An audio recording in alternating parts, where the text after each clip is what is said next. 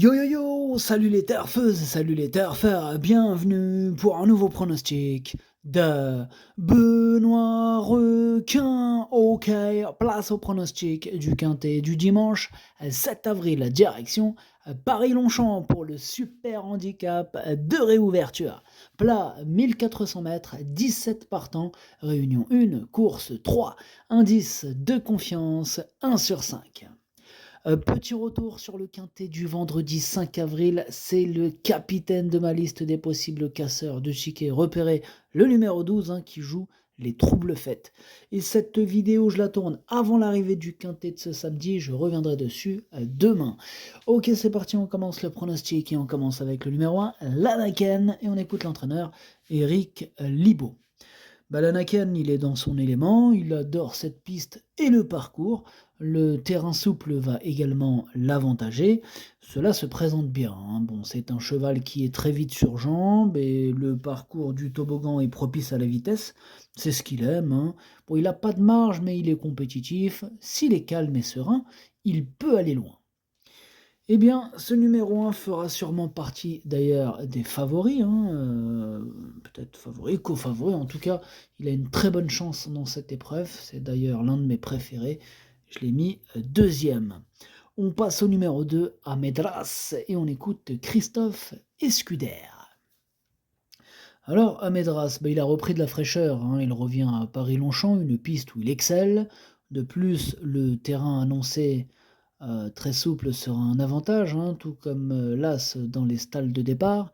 Alors certes, sa marge de manœuvre est plus réduite, mais dans ces conditions, je suis logiquement confiant.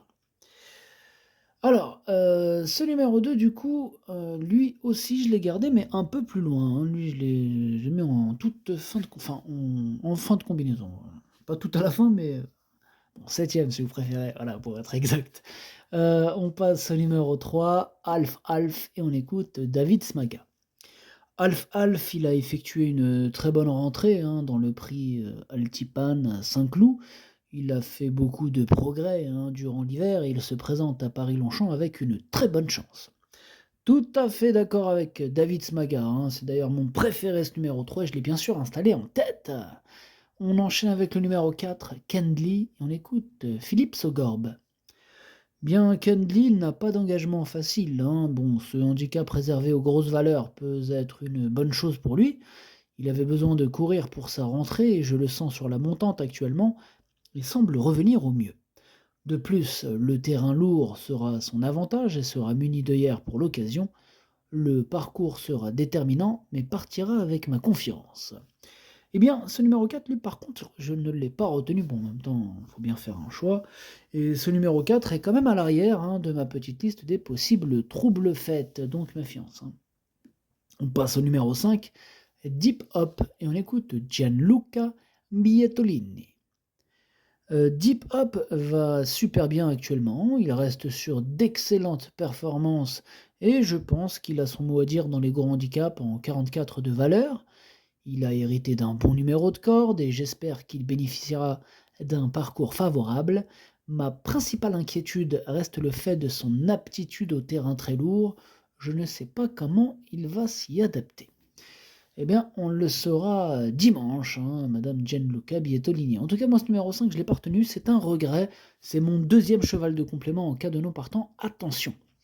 On enchaîne avec le numéro 6, Rakan, et on écoute Pierre Grouaille. Rakan est resté bien depuis son dernier succès. Il est dans un bel état de forme. Bon, maintenant, on délaisse la PSF, qu'il fait très bien. On revient sur un nouveau tracé, sur un terrain lourd, qui sont donc deux inconnus. Il faut voir s'il est capable de s'y adapter. Eh bien, je ne l'ai pas retenu, moi, ce numéro 6, lui non plus. Par contre, attention, c'est quand même lui le chef et le capitaine de ma petite liste des possibles casseurs de tickets repérés, donc attention.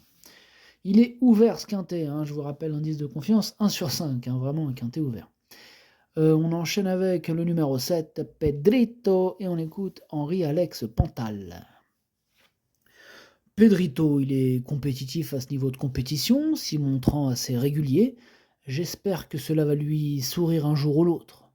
Il n'a pu se montrer dangereux dernièrement pour son retour sur le gazon, qui était vraiment très pénible, et cela devrait malheureusement être encore le cas dimanche, c'est le point un peu négatif. Et oui, Henri-Alex Pontal, c'est comme ça, hein, le malheur des uns fait le bonheur des autres, parfois, hein. Il y en a qui sont contents de ce terrain, et Henri-Alex Pontal un peu moins. Voilà, on peut pas faire que des heureux, hein, c'est comme ça. En tout cas, ce numéro 7, je ne l'ai pas retenu non plus, et lui aussi est sur ma liste. Il est même en plein milieu de cette liste des possibles troubles faits, et on clôture avec ce numéro 7 notre liste des possibles troubles faits. On passe au numéro 8, Victory Salute, et on écoute Jérôme Régnier. Victory Salute a effectué une excellente rentrée, hein, dans un lot bien composé. À cette valeur, je n'ai pas beaucoup le choix dans les engagements et vient s'essayer dans un handicap. Alors il aura pour lui sa forme, hein, mais à l'inverse, il peut manquer d'expérience, hein, face à des adversaires rompus à ce genre de course. De plus, il doit s'élancer en dehors, hein, ce qui n'est jamais un avantage, il fera de son mieux. Bon, on l'aura compris, c'est un test, hein, pour Victory Salute, un test qui peut s'avérer concluant, en tout cas c'est ce que je pense. Je l'ai gardé, mais par contre un peu loin, en toute fin de combinaison. On enchaîne avec le numéro 9, short final, et on écoute Satoshi Kobayashi. Short final s'est très bien comporté à Compiègne sur une distance qui était un peu longue pour lui, prouvant, hein, qu'il restait compétitif en 41,5 de valeur. Mais ce qu'il a pour lui, c'est d'être un nageur. Il sera sur sa distance en espérant que cela n'aille pas trop vite sur ce tracé. Le lot est plus relevé cette fois, mais il a l'aptitude au terrain et il est en forme.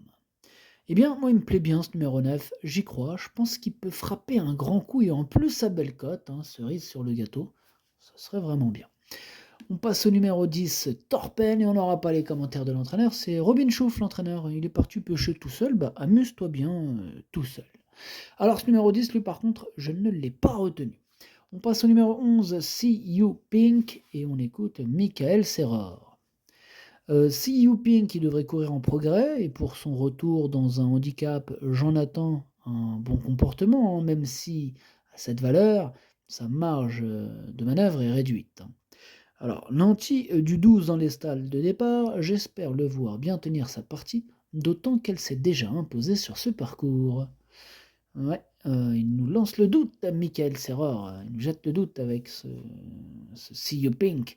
Bon, pour ma part, je ne l'ai pas retenu, hein. Bon, faut bien faire un choix. On passe au numéro 12, We Ride the World, et on écoute Patrice Cotier.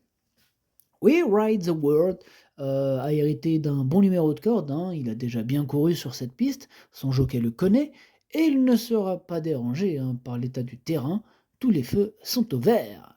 Alors, ce numéro 12 fait carrément partie de mes préférés, moi j'y crois, beaucoup, il me plaît beaucoup, c'est un coup de cœur, et en plus de ça, il devrait avoir une petite cote sympathique. Je pense pas que ça va être un truc de fou la cote, mais ça devrait être pas mal, surtout s'il termine sur le podium, hein, ça devrait être pas mal du tout cette histoire. En tout cas, ce numéro 12, moi je l'ai mis troisième. On passe au numéro 13, Arabino, et on écoute Sacha Smerzek. Arabino est dans un bel état de forme, mais il n'a guère de marge de manœuvre à ce niveau, il n'aura pas un terrain à sa convenance, cela n'est pas évident. Oh, il est pas chaud Sacha Smerzek avec ce numéro 13 Arabino, que je n'ai d'ailleurs pas retenu. On passe au numéro 14, White Platin, et on écoute Madame Corinne Barande-Barbe. White Platin vient de bien courir, hein, sur 1200 mètres, mais il a déjà bien couru aussi sur 1400 mètres. Bah, il apprécie ce parcours, il a montré une belle forme dernièrement, je pense qu'il va falloir compter avec lui. Ah, Madame Corinne Barnbard pense qu'il va falloir compter avec lui, elle est plutôt donc elle est assez confiante, hein. Elle le voit dans les 5, moi aussi, je le vois dans les 5, je le vois même à 5e. On passe au numéro 15, Varini, on écoute Francis-Henri Graffard. Varini sera mieux sur 1400 mètres, hein. Bon, il a galopé en terrain souple et il n'a pas semblé gêné, mais si le terrain est très pénible, je ne sais pas comment il s'y comporterait. Bon, eh ben, c'est une inconnue, hein. On va bien voir. Oh non, peut-être que ça va s'assécher un petit peu d'ici là. Bon, avec la météo déjà samedi, ça, il n'y a pas de pluie annoncée. Bon, on verra bien en tout cas d'ici là, parce que le tournage je le fais vraiment en avance pour le coup, là. On est encore vendredi soir. Bref, ce numéro 15, comme je disais, hein, Varini, c'est lui mon gros regret, c'est lui mon cheval de complément, car nous portons attention possible cassage en vue. On passe au numéro 16, Zafran, et on écoute James Grassick. Zafran est en forme, hein, et le terrain ne va pas le déranger. Je trouve que c'est un engagement correct, hein, par rapport à sa valeur et aux paramètres du jour. Il a couru en obstacle pour lui changer les idées. Cela dit, je n'ai pas trop le choix des courses et je suis conscient, hein, que c'est avant tout un coup de poker. Ouais, s'il veut jouer au poker, moi je le suis pas, hein. Ce numéro 16, je ne l'ai pas retenu. Et on termine avec le numéro 17, Étatique, et on écoute Antoine de Watrigan. Étatique nous fait plaisir, hein. Bon, à Cannes, il a réalisé une belle performance et j'ai l'impression, hein, que la dernière fois c'était encore mieux. Le terrain très pénible ne le dérange pas et c'est même son plus grand atout. En pleine forme et bien situé en bas de tableau, on effectue le déplacement avec des ambitions.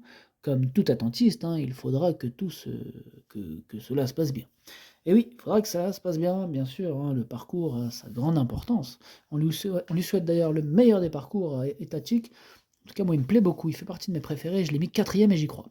Le pronostic, ça donne 3, As, 12, 17, 14, 9, 2, 8. Merci d'avoir suivi cette vidéo. N'hésitez pas à mettre un pouce bleu si la vidéo vous a plu.